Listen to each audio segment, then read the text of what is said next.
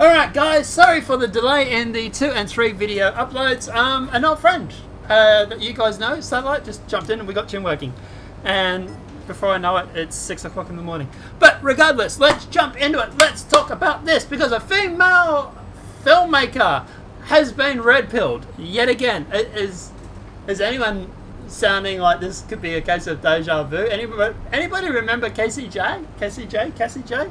Who made the documentary Red Pill? Anybody remember what happened to her when they went through and made a documentary? Maybe we should get all these far left women to start making documentaries, because maybe after they've gone through and made a few documentaries, there won't be much of a far left. But regardless, filmmakers' loyalties shaken after making a legal immigration documentary. The truth is eye-opening. So, basically, at the end of the day, guys, I'll just shut this game down.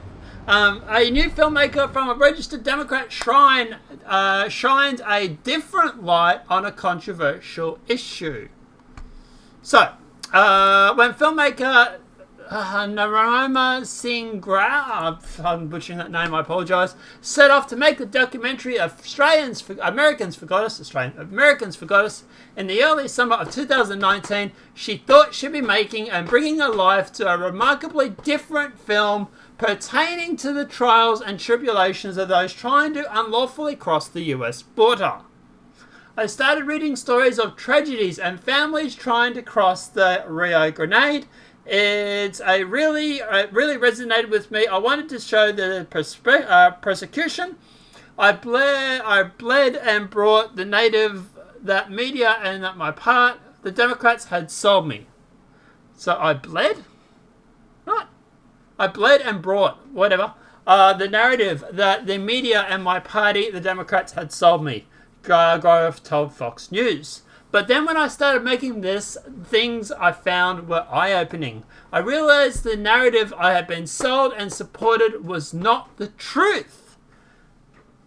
I'm just saying now, more women in film. Okay, that's all I'm going to say. More women make film documentaries. Illegal immigration is a terrible place that should not only be discouraged, but should be stopped. Boom, boom, boom, boom, boom. Jarrell said that she had shaken her political loyalties and caused her to question everything that she thought she knew about the southern border. For months, the entertainment industry veteran journeyed the globe to explore how the countries grapple with the dangers of illegal immigration. She also preyed on her own border state of California, seeking out stories of individuals smuggling with the ripple effects of unauthorized crosses. In particular, parents who had lost their children by the actions of the illegal immigrants.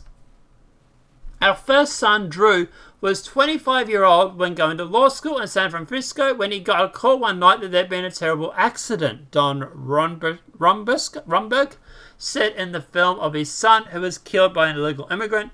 When we arrived at San Francisco, they told us our son had been killed in a traffic collision.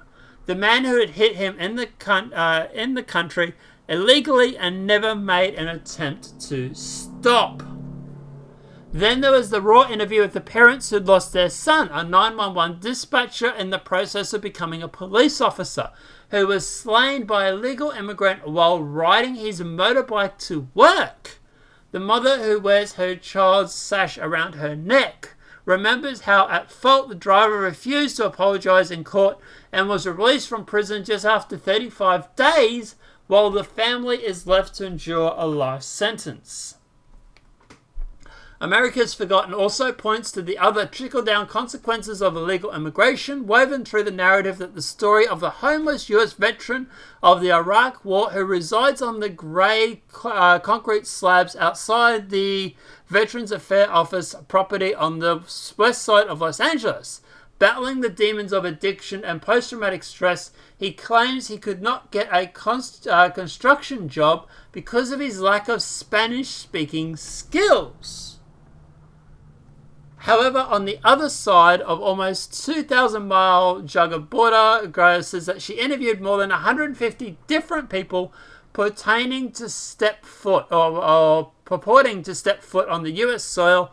the injured, the poor, the vulnerable. However, the reason for fleeing their homes, she says, were very, very rely on the basis of seeking asylum. Were very, very rarely on the basis of seeking asylum. I would say that at least 95% I spoke to had no asylum basis to come here with other than to seek a better life, she summarized, which is what we've always said. We said a lot of these people that come to the US are not seeking anything but a better life. It's not like they're fleeing war zones or anything like that. Remember, that's not confused with the refugees and fleeing war zones who have little choice, which is what I was just saying. She recalled a meeting with one of the family members who had 3 motorhomes in Central America, well-stuffed bank accounts, stressing that there was one of many examples of those who had been sufficiently played. The system had been living in Los Angeles for 7 years. America's forgotten draws on how unscrupulous coyotes, human smugglers that bring migrants across the US border, paid their pockets with fat wads of cash from immigrants by using and taking points in debate videos and urging more people to cross over under the ruse that they'll receive free healthcare and food stamps. Nonetheless, it's a lure that, especially for women, can be excruciatingly priced to pay. As many as 1 in 3 women are something or other that starts with R and is similar to graped on the journey to the US, whether that is being part of the migrant caravan or on their own. So this is quite a in-depth article.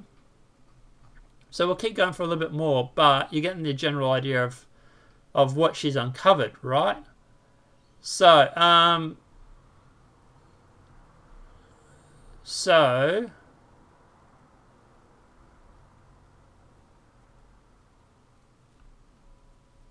some are sold multiple times a day to different cartels or drug friends. Something that starts with R and is similar to grape. And assaulted, left by the wayside, wounded and weeping.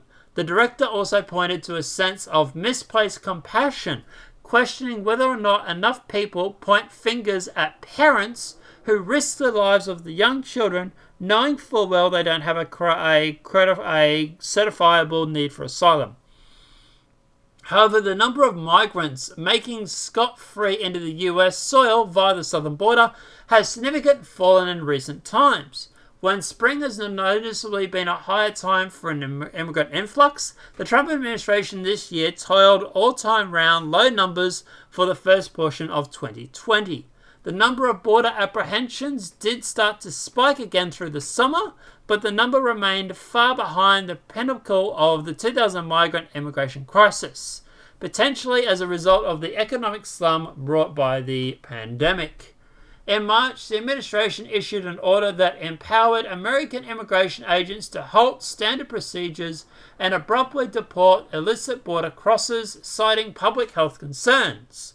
According to the government figures, more than 90% of the arrests that happened in July resulted in a rapid return to Mexico, where the asylum seekers are mandated to wait to have their cases reviewed.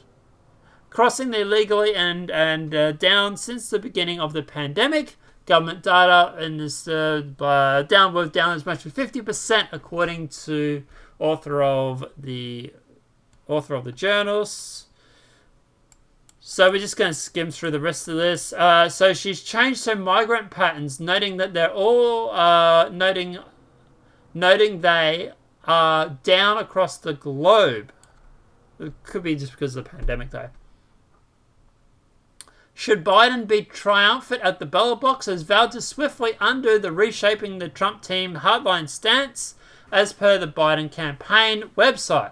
The Democrat hopeful lashed out at the resigning president's misguided policies and promised to immediately reverse the Trump administration's cruel and senseless policies that separate parents from the children at the border.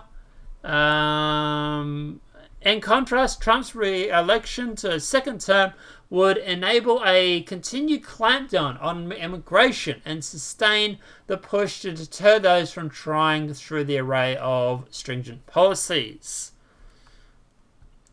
So, after all this, what's the difference? She's voting Trump. I remember, I think it was Tim Pool was talking about it as well. But yeah,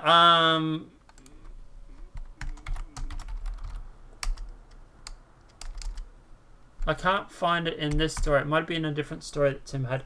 But she says that she wants to vote for Trump because she supports the border wall. But look, at the end of the day, this is obviously not the first time that someone has gone out and made a documentary and got red-pilled. Like I say, Casey J from the Red Pill movie. Look, they knew the backlash on this video was going to be, or on this documentary was going to be bad.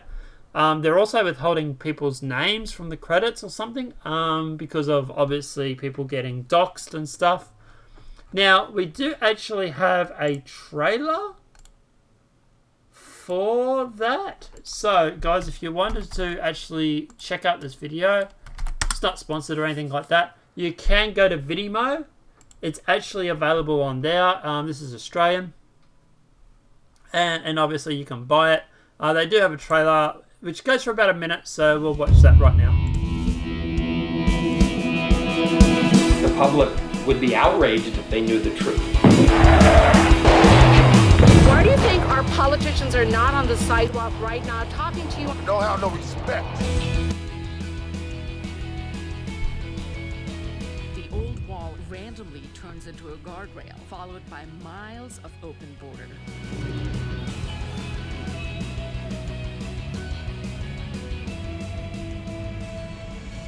Human trafficking. That journey is extremely dangerous. The 7-year-old girl died in the desert. From the country of India. A great pillar of the community was killed by a man who had been deported at least twice. This little urn contains the ashes of my son. His dreams cut short forever. We're not qualified for assistance. We're in the wrong zip code, we're in the wrong county. It's just excuse after excuse. I'm living in the Chute. I can go to the police.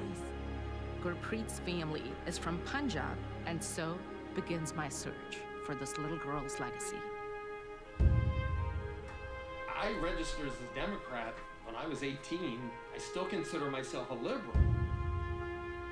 Raise your hand if your plan would provide coverage for undocumented immigrants. We have sacrificed our lives. We have sacrificed our blood. We have sacrificed our families. We're so worried about other countries' problems, and we don't even focus on our own. What is your message for our politicians in the 2020 election? Get their head out their bottoms. I like him. I like that guy. Alright, so that's the documentary there. Look, at the end of the day, obviously, I don't think it's as high as budget as something like Borderlands from my future waifu, Lauren Southern, who ran off and got married to some other guy. We're going to have a chat about that. But all memes aside, look, at the end of the day, I think it's worthwhile. It is dear. It is dearer than like Borderlands or whatever it may be, for Australian at least. But at the end of the day, I don't know, guys. It's up to you if you want to watch it. I might watch it. I might buy it, watch it, and put up a review. So if you guys want that, let me know. But look, at the end of the day, yeah, this is not the first time that a woman has been red-pilled on this sort of stuff. Maybe we should get more women in film. I don't know. Guys, let me know what your thoughts are in that comment section below. Personally, I think this is a good thing. I think this is a good thing when people go out and they wake up to the real world and they find out it's not what they've been led to believe. But let me know what your thoughts are in that comment section. If this video has been helpful, please smack that like button. If you're new to the channel, welcome and subscribe. Apart from that, guys, we'll see you in the next demonetized video from YouTube. Have a great night and enjoy.